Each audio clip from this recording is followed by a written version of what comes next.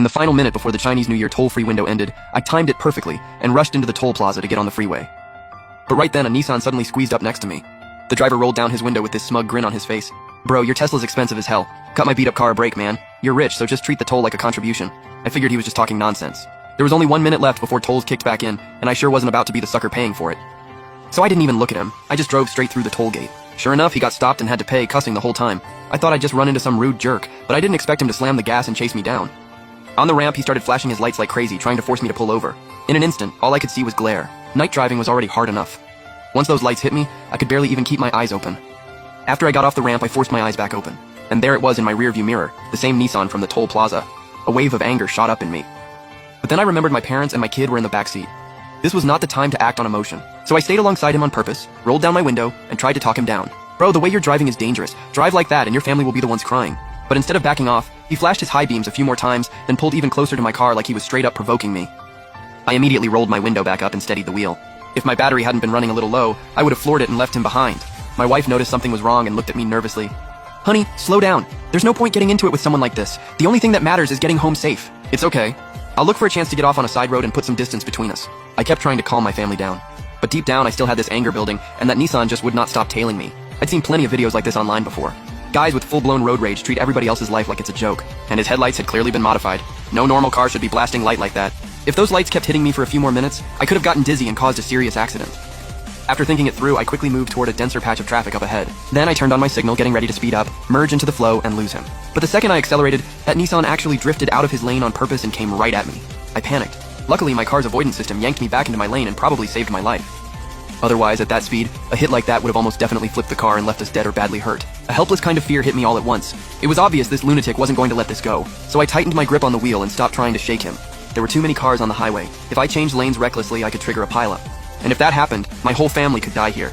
All I could do now was drive steady and think. Then, in the next second, a really good idea hit me, and I glanced over at my wife. "Babe, use your phone and record that car next to us. See if you can catch the plate clearly." As soon as she heard that, she pulled out her phone in a panic and started filming the Nissan. At the same time, I called the highway emergency line. "Officer, I need to report a dangerous driver. He's been cutting me off and blasting his high beams. Sir, please tell me exactly where you are right now." I gave them my location and lane information in detail. At that point, the only way out was to get help through the proper channels. Getting into it with a guy like this was pointless. It's the holiday. I just wanted to get my whole family home safe. "Sir, can you see his plate number?" "No, I can't. He's had his high beams on the whole time. We can barely keep our eyes open." My wife was shaking all over and tears started pouring out. She was obviously terrified. My mom stayed quiet the whole time, holding my child tight, scared the kid would wake up and start crying. "Officer, I've got my whole family in the car and my mother has a heart condition. This is really dangerous." The highway patrol kept trying to calm me down. They told me they'd already sent a nearby patrol car our way. All I had to do was hold my speed steady and wait for help. Now that the police were involved, I didn't believe this maniac would have the nerve to flash a patrol car like that. But before I could relax for even a few minutes, one thing the officer said made cold sweat break all over me. "Sir, we pulled the plate from traffic cameras and it turns out the registered owner of that Nissan just got out of prison earlier this year. He also has a past case involving dangerous driving that resulted in a death." Fear shot straight through me. I thought this guy was just having a road rage episode and trying to provoke us. I didn't expect him to be a recently released ex-con. "Do not confront him under any circumstances. Wait for our officers." Okay. I'll do my best to stay calm. Please get here as fast as you can." I forced myself to agree, fighting back the fear, and hung up. I was about to calm my family down, but then I realized my mom was already covering her mouth and crying, and my wife, who had been recording, had gone pale and collapsed back into her seat. I couldn't help starting to regret it. If I'd just let him cut in back then, maybe I wouldn't have ended up with a lunatic like this on my back. I steadied the wheel, but my battery warning had already come on. At that point, all I could do was pray the car had enough charge left to hold out until the police arrived. Because if it died on the shoulder, we'd have no chance against a violent ex-con like that. "Mom, babe, don't be scared. The patrol unit already knows. We'll just keep driving slow and steady like this until the highway patrol gets here." I kept trying to calm my family down. But that Nissan still had its window down, and the driver threw us the finger like he was daring us. When he saw we were ignoring him, he edged even closer to my lane and started yelling at the top of his lungs. "Idiot! You drive a car that nice and you won't even cover a couple hundred in tolls for me? Rich people are all the same. How are poor people supposed to survive?"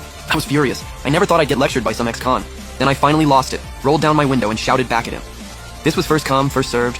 Why the hell should I pay for you? The second he heard that, he snapped. He yanked the wheel hard and shoved his car right toward mine. Luckily, I had to ride the shoulder to avoid getting hit. "Are you out of your mind? If your car hits mine, you won't..."